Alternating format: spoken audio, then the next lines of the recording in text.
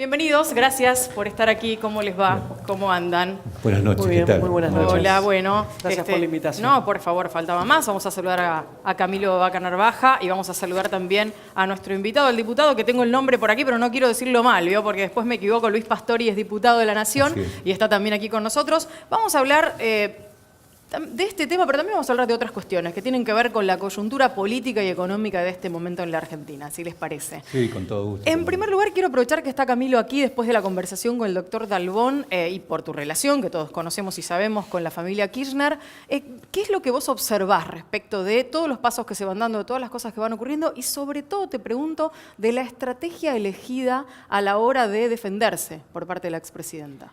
Mira, yo lo que veo y que queda muy claro después de lo que fue el allanamiento en la casa de Cristina, en las diferentes residencias acá en Capital y en Santa Cruz, que la verdad que fue una vejación, digamos, a lo que es la figura de una expresidenta, y me parece, la verdad, muy humillante esa construcción judicial que pareciera tener poco en términos de lo que es la investigación y la seriedad del caso y mucho de lo que es un gran escenario de show. Y poniendo en responsabilidad a un juez como Claudio Bonadío, que tiene más de 50 denuncias en el Consejo de la Magistratura y hoy pareciera ser el juez que imparte justicia, digamos, en esta república, que si algo queda claro es la animosidad que tiene contra Cristina.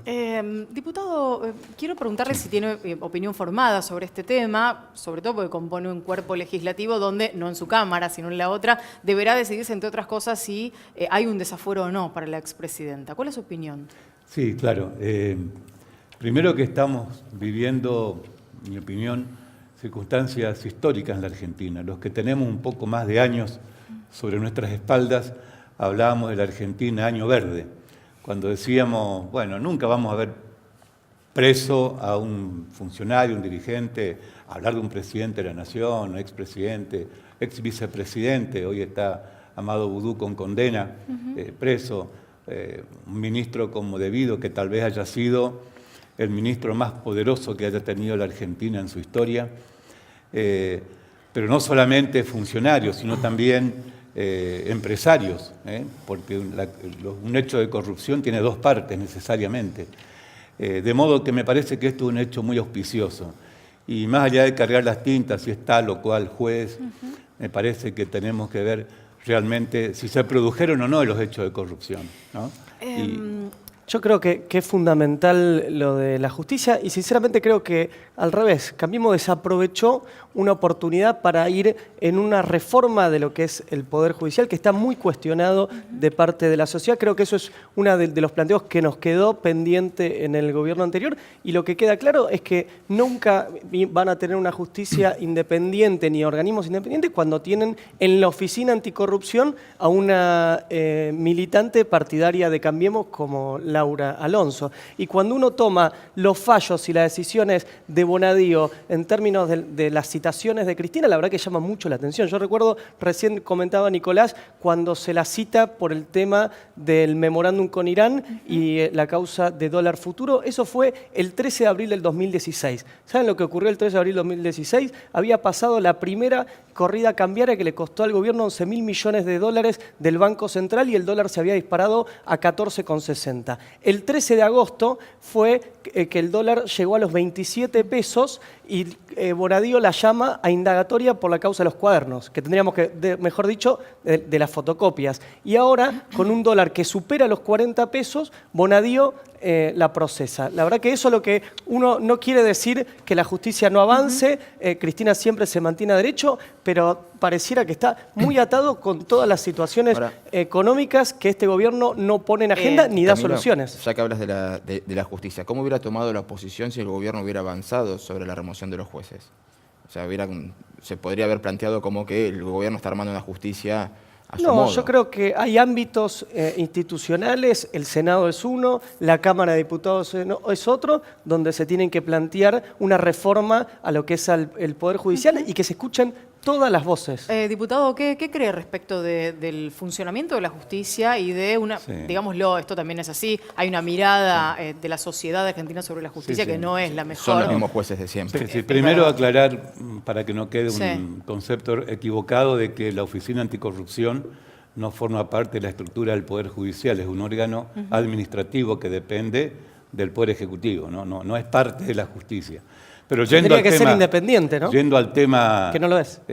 Bueno, es una opinión, ¿no? Laura Alonso no es militante de Yendo al Cambiemos. tema de... Es una funcionaria puesta por el presidente en uso de sus atribuciones. No tiene que pasar por ningún otro por decreto, porque ni siquiera es abogada, no cumplía el requisito mínimo. Esto quedó debidamente dilucidado y es correcta la designación. Yo creo que es una lástima y que nuestra generación tiene que tener justamente en los organismos de control una mirada que hay que terminar con los oficialismos en los organismos que se tienen que encargar de investigar y de hacer auditoría. Me gusta que esto provenga de alguien que esté vinculado al kirchnerismo, ¿no? Porque ojalá yo lo hubiesen no hecho estuve en su momento, en el gobierno, en la gestión anterior, y la verdad que creo que es uno de los desafíos que tenemos los jóvenes que venimos de la democracia y que es una agenda que la sociedad exige en y todo caso, Camilo, impide. no es algo nuevo, digamos que no es algo nuevo. No, por supuesto, que, lo que digo es es un desafío que tiene la democracia. Definitivamente. Y es una lástima que este gobierno no haya avanzado en ese aspecto, teniendo un consenso que supuestamente ellos decían que iban a plantear una justicia. Escuchar el concepto yendo a la del pregunta diputado, concreta de Nicolás.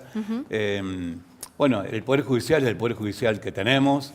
Los jueces que hoy están en Comodoro Pi, para sintetizarlo allí, son jueces que no los ha designado Cambiemos. Vienen de muchos años. En algunos casos ya ha comenzado un proceso de depuración, entre comillas, de la justicia, qué sé yo, hablo del juez Ollarvide, por ejemplo, ¿no? Y está procesado, sin prisión, sin pedido de prisión preventiva, pero procesado.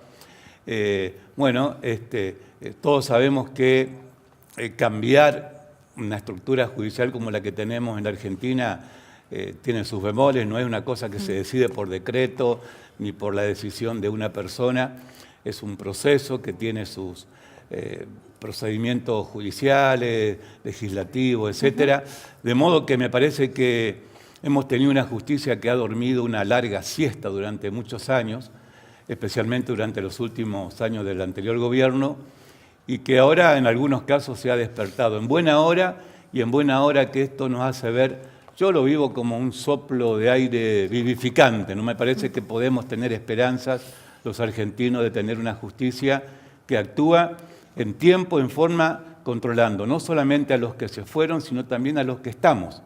Tiene que controlar a todos en tiempo real. Yo le preguntaba a Camila hace un ratito sobre el tema de la estrategia de defensa de la expresidenta. Hoy el ministro Garabano habló, de alguna manera, dando una opinión acerca de cómo creía él que podía defenderse la expresidenta. Lo escuchamos y quiero escuchar las opiniones de ambos. Lo que los argentinos me parece que en este tipo de proceso esperan es que las personas digan la verdad y qué fue lo que pasó, y si una persona no tuvo nada que ver, que explique por qué no tuvo nada que ver, más cuando son figuras públicas, que fueron ministros, que fueron expresidentes. Lo que debería es dar una conferencia de prensa y decir esto no es así por esto, y esto, que fue lo que en su momento también hizo el jefe de gobierno cuando fue injustamente en su momento vinculado a la causa de las escuchas y demás, se presentó, aclaró. Me parece que eso es lo que uno esperaría de, al menos, líderes políticos. ¿Podría ser esta una forma que diera una conferencia de prensa? Mira, Cristina siempre está sujeta al derecho, a la ley, y como es una figura pública con responsabilidad política, da justamente desde el Senado y desde sus participaciones públicas las explicaciones de cara a la sociedad. ¿No crees que haga falta entonces una conferencia de prensa? Yo además creo que no es Garabano el que tiene que exigir. No lo digo por bien de Garabano, lo digo en líneas generales, porque sería bueno justamente poder es este concepto de que la justicia actúa sola, ¿no? Recién el diputado decía una justicia que estuvo durmiendo y que ahora toma, digamos, un empujón. Más que un empujón, pareciera ser que es una presión, porque la jueza en lo electoral, Servini de Cubría, dijo que nunca sintió tanta presión en el Poder Judicial como en los últimos 50 años con este gobierno. Uno recorre lo que fue el caso de Gilles Carbó, de lo que significa Rafecas, la propia coalición de gobierno que tiene con Lilita Carrió denuncia la intervención de este gobierno en el caso de Angelici en la justicia, y por eso vuelvo a repetir, es una lástima que este gobierno haya decidido tener una visión totalmente sesgada de la justicia y que no avancen en todos los aspectos por igual, ¿no? Porque este gobierno tiene más de 70 funcionarios con causas y que no hay ningún tipo de avance sobre esas cuestiones. En esa cuestión creo que la justicia tiene que ser para todos, Totalmente. independientemente de quién es el partido al Y lo que pide la representan y sociedad. si están o no están. Quiero aprovechar que está el diputado, si te parece, para que hablemos un poquito del tema presupuesto. Es secretario de la Comisión de Presupuestos, así que vamos a aprovecharlo, Sí, que lo hoy tenemos tuvimos aquí. una noticia medio extraña, ¿no? Porque es como que iba a haber una sesión especial mañana de parte del bloque del peronismo federal por las cuestiones del Fondo Sojero, y después, a último momento, medio entre gallos y medianoches, el Frigerio terminó negociando. No es el 100% de lo que se les debía, La mitad, pero más o menos, un aproximadamente. poquito más de la mitad, pero bastante menos, y se levantó la sesión. El Fondo Sojero estaba previsto en los acuerdos con los gobernadores que, de todos modos, desaparece como tal el año 2019. Se había adelantado desde el 13 de agosto, creo que fue la fecha donde se dictó el decreto, eliminándolo, por lo cual lo que se llegó a un acuerdo en el día de hoy con los gobernadores, estos recursos que perdían las provincias y por ende los municipios, desde el 13 de agosto hasta el 31 de diciembre, descontado lo que van a recibir de más, al haberse disminuido el importe de los reintegros a las exportaciones que afecta al IVA, Y de allí sale siendo ese el IVA número. un impuesto coparticipable, esto significa mayor monto a coparticipar a las provincias y municipios. Por lo tanto, se descuenta ese monto, que aproximadamente representa 1/3 del total que se va a devolver, y el saldo, algo así como 4.125 sí, millones de un poquito más. pesos en 4 cuotas mensuales, de septiembre a diciembre, se va a enviar a las provincias y a los municipios. En vez de 70% a las provincias y 30% a los municipios, se llegó a un acuerdo que sea 50 y 50. Sí, claro. De modo que me parece un buen acuerdo. Las provincias no se desfinancian de una manera notoria en lo que resta del año, y por este motivo el decreto ya está firmado. Ha sido levantada la sesión que había convocado la oposición para el día de mañana. Y eso puede llegar a levantarse, lo pregunto también a Camilo, porque hay una cantidad importante de intendentes del peronismo que fueron a la justicia. ¿Puede llegar a levantar esa presentación en la justicia a partir de esto que aparece, que es el Fondo Sojero? Y el año que viene se conversará nuevamente. Mira, la realidad es que uno ve que este presupuesto ya ni siquiera lo discute la oposición con el gobierno. Lo tiene que discutir con el Fondo Monetario Internacional. Y cuando uno ve plasmado la propuesta que hizo el gobierno en términos, para dar un ejemplo, la inflación. Este presupuesto prevé un 23% de inflación, cuando ya todos los indicadores te dicen que vamos a tener un 42-45% de inflación. ¿Sabes cuánto es el dólar que prevé este la previsión presupuesto para el otro año, próximo año? igualmente, Sí. sí. O sea, que dicen que va a ser mucho más la inflación de lo que es este año, que se prevé un 45%. proceso de reordenamiento ¿Sabes cuánto de la se plantea que va a ser macroeconomía para el que el dólar crecimiento para el 2019? sea- 40,10. ¿Cuánto cerró el dólar hoy? 40,50. La única crecimiento que hay en el presupuesto es para el pago de intereses de la deuda, que es del 48% aproximadamente. La verdad que... Lo veo inquieto al diputado Y que quiere, porque- quiere- No. quiere Porque es contar un algo, gobierno no, que dice lo que están trabajando habla con la en verdad, comisión. que dice los problemas que tiene la Argentina, y la realidad es que el presupuesto no lo refleja. Nos están mintiendo a todos los argentinos con el presupuesto que están te propongo que ofreciendo. escuchemos lo que tiene para decir desde Que dentro de desde la el comisión, kirchnerismo ¿no? nos digan que se está mintiendo, me parece que es un muy buen chiste, ¿no? Para usted dice que la inflación para va a ser terminar la noche. 23% de Pero cara al 2019. La inflación del pero se lo pregunto. 42% no es para el año que viene, sino la que se ¿Del prevé 2019 va a ser de que 23%? que va a terminar este año. ¿Sí? El año que viene se prevé en un 23% con un promedio del 34,8. Van a bajar inflación 25 promedio puntos la inflación. Es la suma aritmética, digamos, de todos los meses dividido la cantidad de meses. Bien. Esto se toma en cuenta para los cálculos macroeconómicos del presupuesto. Al igual que el valor del dólar, no es un pronóstico de cuánto va a estar el dólar al 31 de diciembre del 2019, sino que es un monto que se toma para el cálculo de variables macroeconómicas. Se presume que ese va a ser el valor promedio del dólar. Por supuesto que es un cálculo, una estimación, nunca se puede saber a ciencia cierta, eso el transcurso de la marcha de la economía lo dirá. Pero estos son los valores que el equipo económico está manejando. Hago una más. Hubo un proyecto que presentó Adolfo Rodríguez A y que terminó por carta obligándolo a Esteban Bullrich a habilitar el debate, por lo menos en la comisión, para sacar una ley que impida que se pueda contraer deuda en moneda extranjera que supere el 60% del PBI. ¿Lo ven viable? Porque el gobierno no tiene la mayoría como para impedir ese tratamiento. Bueno, esto es un proyecto, sí, del senador Rodríguez A.